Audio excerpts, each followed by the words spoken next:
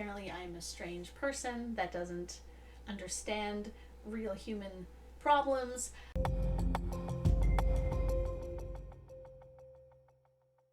Hello, welcome to Sound and Fury Book Reviews. As usual, I am Tina. Today I'm doing a book review of Out There by Kate Folk. This is a short story collection. It's speculative fiction. It's coming out soon in 2023 from Random House. I received the e-arc from NetGalley in exchange for a fair review. Thank you, Random House, for the ebook.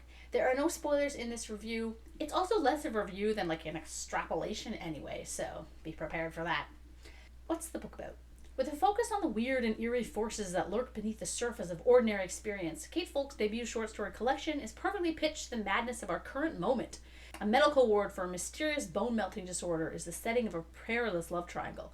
A curtain of void obliterates the globe at a steady pace, forcing Earth's remaining inhabitants to decide with whom they want to spend eternity. A man fleeing personal scandal enters a codependent relationship with a house that requires a particularly demanding level of care.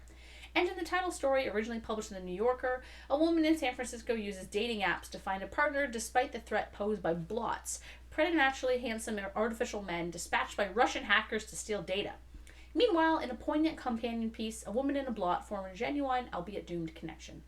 Prescient and wildly imaginative, Out There depicts an uncanny landscape that holds a mirror to our subconscious fears and desires.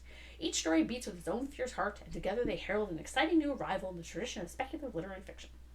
I don't know if I would call these literary fiction, but anyway. I don't read a ton of short stories, but they are nice from time to time, and the synopsis sounded really fascinating. I also find short stories hard to review because often you'll get a few winners in the collection, a few duds, and the rest are just fine. This one, though, I struggled. I struggled with the first 2/3 of the stories. I almost gave up, but then the last 5 stories were excellent.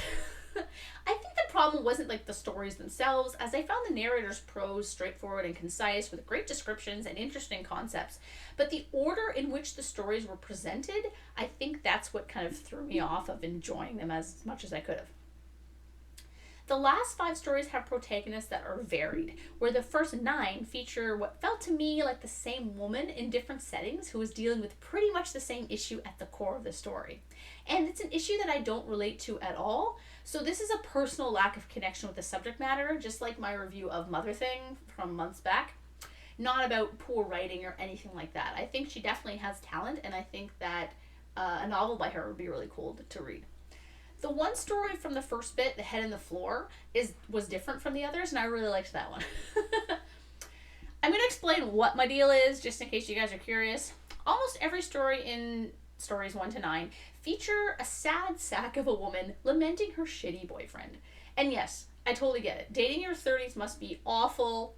I also get from what my single friends have said that it seems a lot of single men in my age group tend to be disappointing in the areas of boyfriendhood.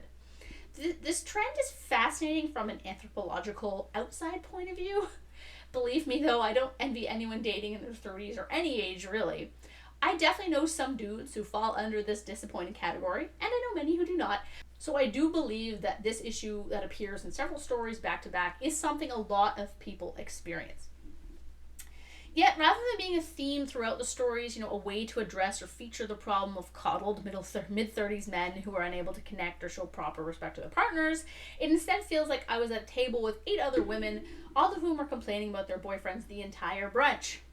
If all the women in the stories hadn't felt like the same character, they're all too accommodating, they're all a little desperate for a partner, they're all stuck in dead-end jobs, and the failing relationship wasn't the core of each story, it would have been an interesting comment, like how can all these different women from different social backgrounds be suffering the same problem? But instead, because the women were all the same, it grew very tedious to me. It's like when a friend tells you about their shitty boyfriend all the time and you just want them to dump him, but they won't. I was just, every story that started out with a woman that was like complaining about her boyfriend, and I was just like, ugh. As such, I had trouble identifying with anyone in these first stories, and the more interesting aspects of the pieces to me, the void sucking up the earth, the locked shelter door, the bone melting disease, these were all overshadowed by these failed and sad relationships. Maybe that was the point, that even with all this weird stuff going on, men are always trash. If so, this was not the book for me because I have no understanding of the trials and exhaustion the author, I'm assuming, given the prevalence of this theme in the stories, felt or feels in the dating world. This was a personal reaction on my part to the stories. As I said, the writing itself was great. It's concise, it's clear, and the overall concepts for the stories are compelling. It's neither flowery nor would I really call it literary fiction. I checked out some other reviews and I did not find the stories overly weird or bizarre, some other readers did.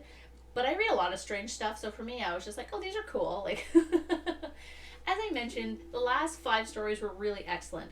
Once we broke free of the women with their loser boyfriends, we got a really excellent story about a woman living atop a skyscraper during civil unrest that was terse and near apocalyptic, a woman with a boyfriend who sleepwalks and brings back stuff, a weird metaphor for a man unable to keep the women in his life satisfied, a short and wacky holiday dinner story, and a very poignant and enthralling tale of a blot, those androids from the synopsis that, who were created to scam women of data, who falls for a woman he's supposed to entrap.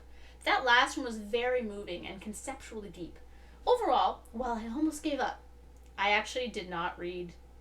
I stopped halfway through that bone melting one and I didn't read the one after because I was like, oh, more boyfriend stories.